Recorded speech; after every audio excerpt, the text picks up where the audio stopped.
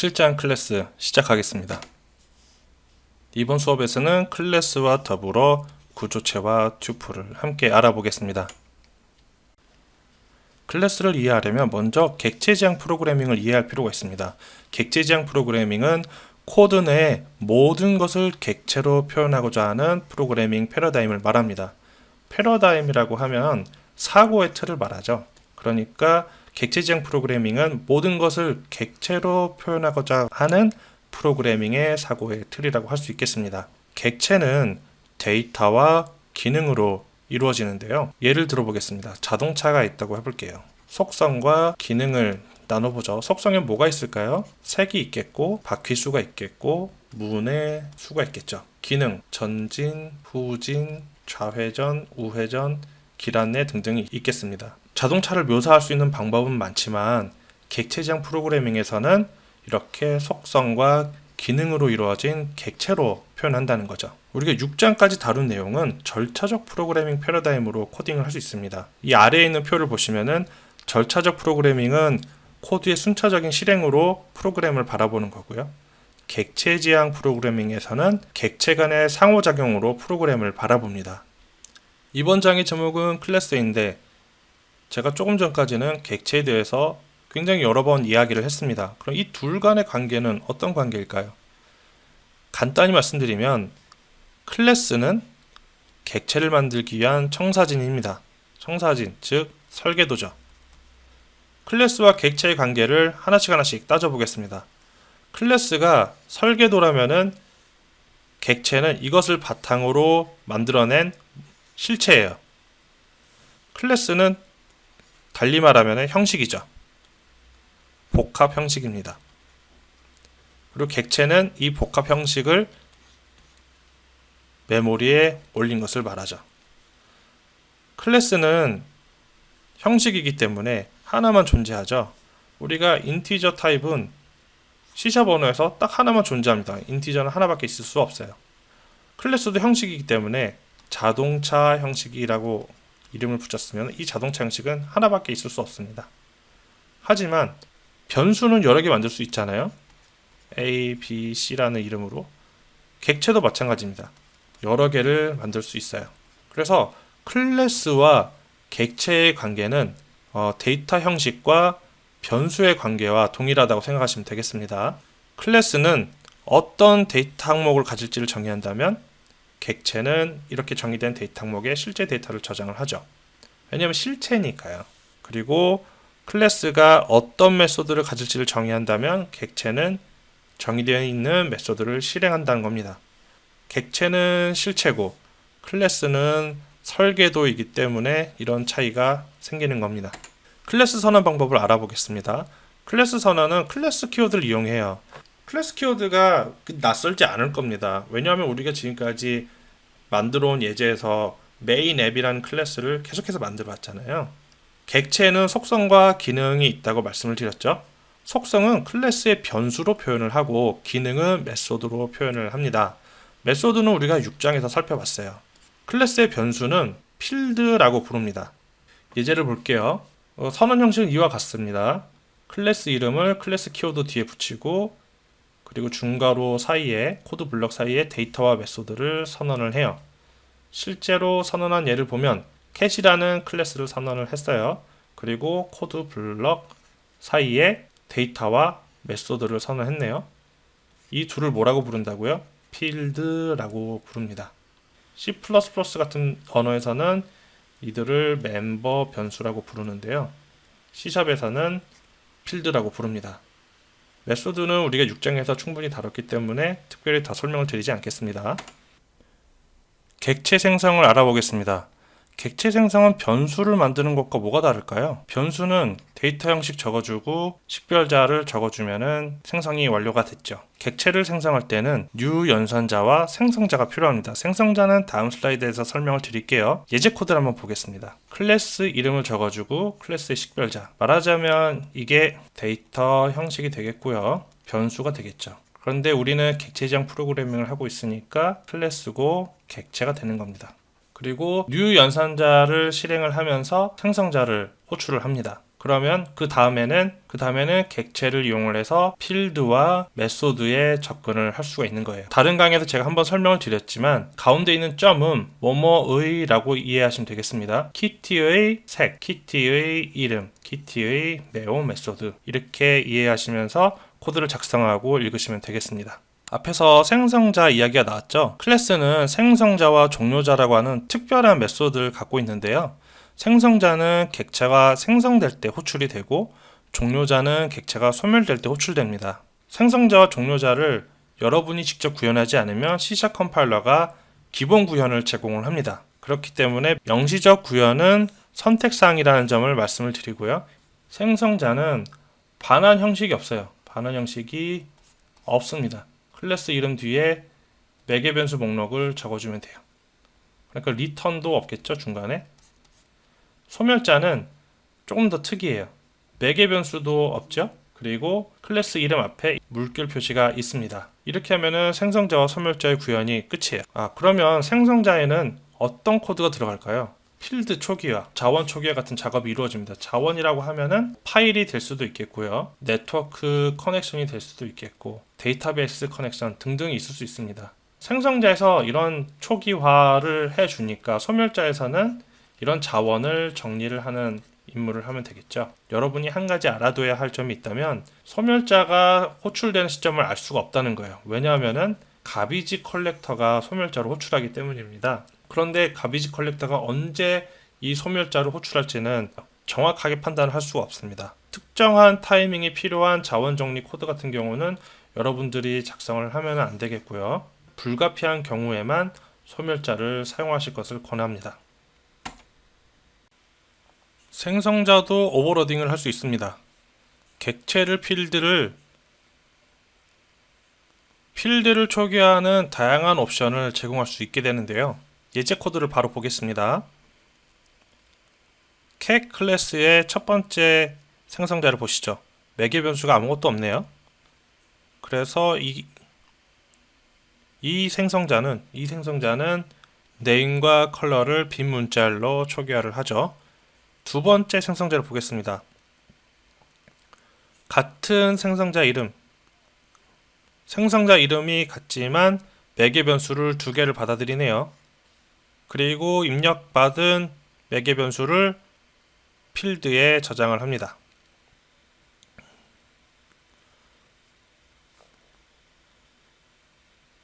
이렇게 선언한 생성자는 다음과 같이 사용을 해요. new 연산자 뒤에 생성자를 불러주면서 아무런 인수를 입력하지 않았습니다. 이런 경우에는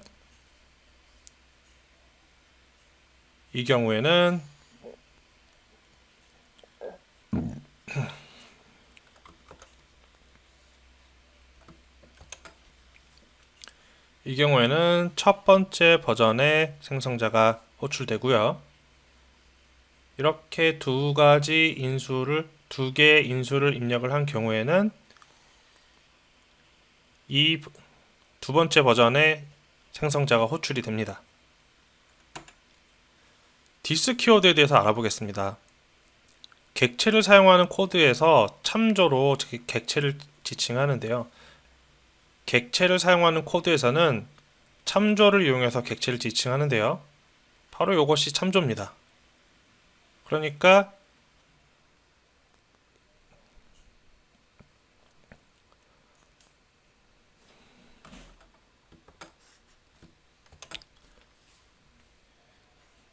바로 이게 참조예요. 우리가 복합 데이터 형식은 힙에 생성이 된다고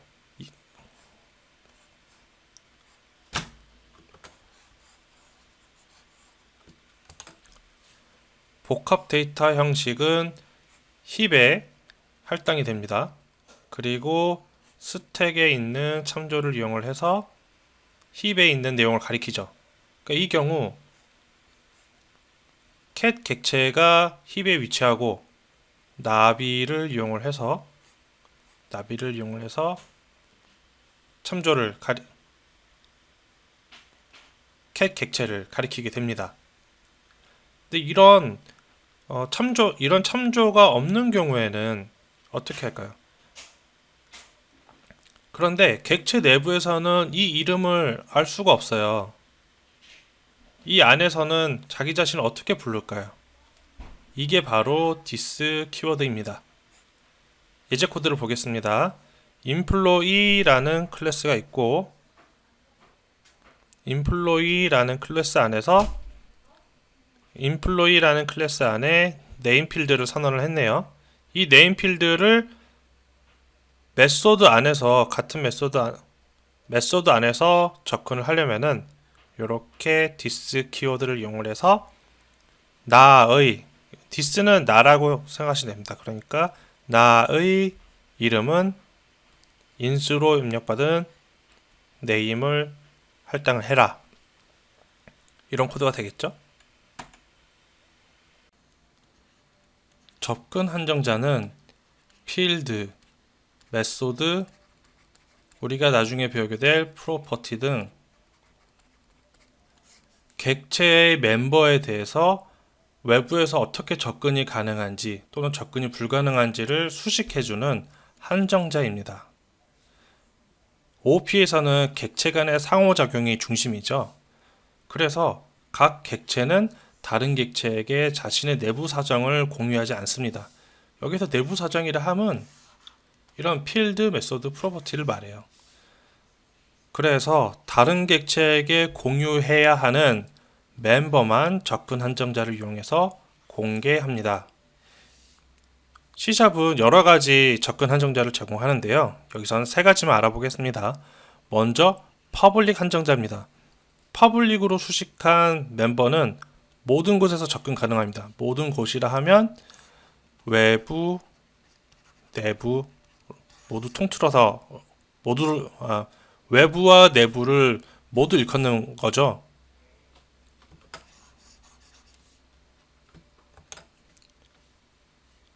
모든 곳이라 하면 객체의 안과 밖 모두를 말합니다. 프로텍티드는 우리가 나중에 배우게 되겠지만 파생 클래스에서만 접근이 가능해요. 외부에서는 접근이 불가능합니다. 프라이빗은 가장 안전하게 멤버를 보호하는 한정자예요. 그래서 클래스 내부에서는 접근이 가능하고 그 외에는 어느 곳에서도 접근을 할 수가 없습니다. 예제 코드를 볼게요. 자, 이렇게 클래스를 하나 선언을 했습니다. 그리고 필드가 3개가 있어요. myfield 1, myfield 2, myfield 3. 첫 번째 myfield 1은 프라이빗으로 한정을 했습니다. 그러면은 이 myfield 1은 클래스 내부에서만 접근이 가능해요. 프로텍티드는 클래스 내부와 파생 클래스에서 접근이 가능하죠. 퍼블릭은 그 어느 곳에서나 접근이 가능합니다.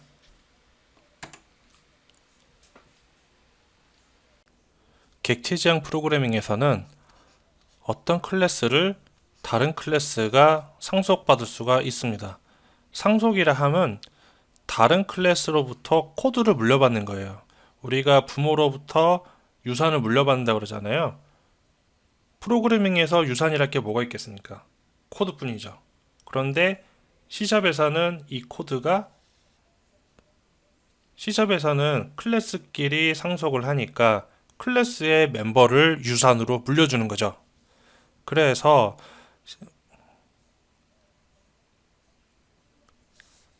이 상속 관계에서 물려주는 클래스를 부모 클래스라고도 하고요. 또는 기반 클래스라고도 합니다. 물려받는 클래스는 자식 클래스가 되겠죠. 또는 파생 클래스라고 합니다. 자, 상속을 할 때는 새로 선언하는 클래스, 그러니까 파생 클래스 이름 뒤에 콜론과 기반 클래스, 부모 클래스의 이름을 표기하면 상속이 이루어집니다. 예제를 한번 볼게요. 자, 기반 클래스가 있죠? 그리고 파생 클래스를 선언할 때 콜론과 기반 클래스 이름을 적어줬습니다. 그리고 실제 예제를 볼게요. 베이스 클래스를 선언을 했고 베이스 메소드라는 이름의 메소드를 가지고 있네요. 여기에 필드도 있지만 슬라이드 상에 공간이 모자라기 때문에 따로 필드는 넣지 않았습니다. 자, 그리고 디라이브드라는 파생 클래스를 선언을 했고 이때 베이스 클래스를 명시해 줌으로써 이 베이스 메소드를 물려받게 됩니다. 오버라이딩에 대해서 얘기를 해볼게요. 오버라이딩은 상속과 관련이 되어 있는 건데 기반 클래스에서 선언된 메소드를 자식 클래스에서 재정의 하는 것을 말합니다. 이게 좀 이상하죠. 왜냐하면 상속이라는 것은 물려받기 위해서 자식이 노력하지 않아도 부모가 읽어놓은 것을 물려받을 수 있는 게 상속이잖아요. 그런데 오버라이딩이라는 것은 놀랍게도 부모가 물려준 것을 그대로 사용하지 않고 자신이 새롭게 개척을 해나가겠다. 이렇게 이런 의미에서 메소드를 새로 재작성하는 것을 말합니다. 근데 재밌는 것은 한 가지 여기서 유의할 점은 기반 클래스에서 오버라이딩이 될 메소드를 미리 정해놓고 버추얼로 한정한다는 겁니다. 예제 코드를 먼저 볼게요. 아머수2라는 클래스를 선언을 할 때 이때 초기화 이니셜라이즈 메소드를 버추얼로 선언을 했어요. 그러면 이 아머수2의 클래스 작성자 또는 설계자는 앞으로 파생 클래스가 있을 거야. 이것보다 더 발전할 후속작들이 나올 거야. 그러니까 이니셜라이즈는 파생 앞으로 나올 버전 아머수2 2.0, 3.0 또는 전혀 새로운 모델이 나왔을 때 이 아머수2라는 클래스를 이용해서 전혀 새로운 클래스를 만들 때 이 이니셜라이즈의 구현에 매이지 않아도 되도록 내가 길을 열어놔야 되겠다. 그래서 앞을 내다보고 버추얼로 선언을 해두는 겁니다. 이렇게 버추얼로 선언을 해두면 파생 클래스에서 아이언맨이라는 파생 클래스를 만들었어요. 아머수2를 상속을 했죠. 이때 이니셜라이즈 메소드를 재정의합니다. 재정의할 때는 오버라이드라는 키워드를 지정을 해줘야 돼요. 이 오버라이드 할 때 여러분 베이스라는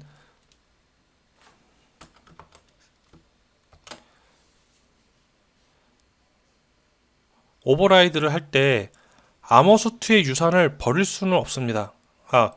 아머수2의 유산을 버리고 싶지 않을 때가 있어요. 자, 그럴 때는 베이스 키워드를 사용하면 됩니다. 베이스 키워드와 비슷한 게 뭐냐면 this인데요. 베이스 키워드는 부모 클래스를 나타내는 참조입니다. 그래서 부모 클래스의 이니셜라이즈 메소드를 실행하세요. 그러면 armored라는 메시지가 출력이 되겠죠. 그리고 리펄서 빔이 무장되었습니다 라는 메시지가 출력이 되는 거고요. 워머신이라는 파생 클래스를 볼게요. 역시 오버라이드를 했고 베이스 즉 아머수2의 이니셜라이즈를 호출했어요. 그러면 아머드라는 메시지가 출력이 되죠. 그리고 마이크로 로켓 런처가 무장되었습니다 라는 메시지가 출력이 됩니다. 이번엔 구조체에 대해서 알아보겠습니다. 구조체는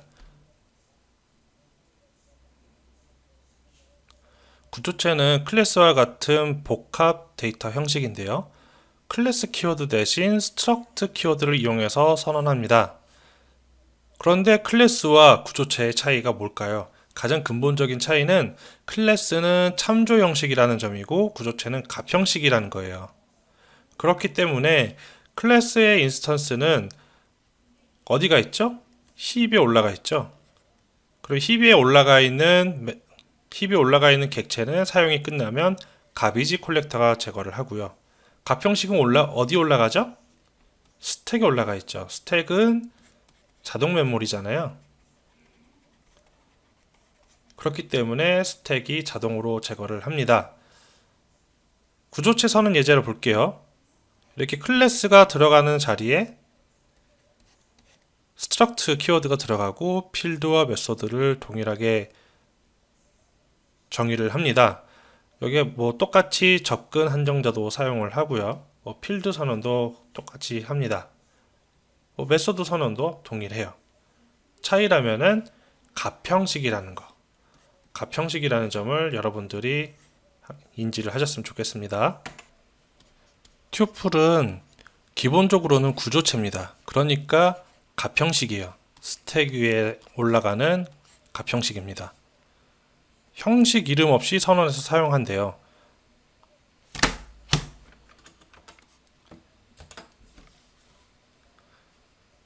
구조체가 있는데 왜 튜플을 따로 만들었을까요?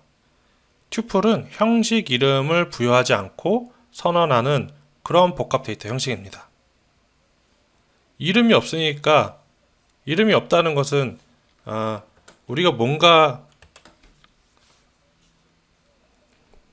우리가 무언가에 이름을 부여하는 것은 그것을 계속 부르기 위해서 하잖아요. 그런데 여러 번 반복해서 사용할 일이 없다면은 굳이 이름을 부여하지 않습니다. 그래서 튜플은 즉석에서 활용되는 형식을 만들 때 사용해요. 이 얘기는 다시 말하면 프로그램 전역에서 사용할 형식에는 부적합합니다. 이런 용도로는 클래스를 만들든지 구조체를 만드는 게 적합하겠죠. 자, 예제 코드를 한번 볼게요. 튜플을 선언할 때는 이렇게 괄호로 감싼 다음 여기에 입력할 값을 입력하면 됩니다. 그러면 튜플이 생성이 되고요. 중요한 것은 여기에 바 키워드를 사용을 해요. 바 키워드는 왜 쓰죠? 타입 유추, 형식 추론.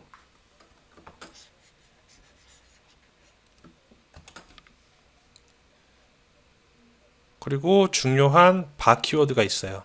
바 키워드를 왜 쓰죠? 형식 추론입니다.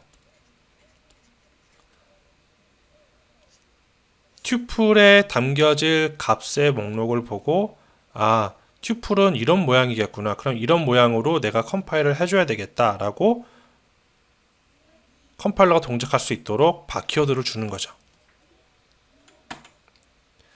여기까지가 7장 클래스에 대한 내용이었고요. 질문 있으신 분들은 카페에 들러서 질문을 남겨주세요. 감사합니다.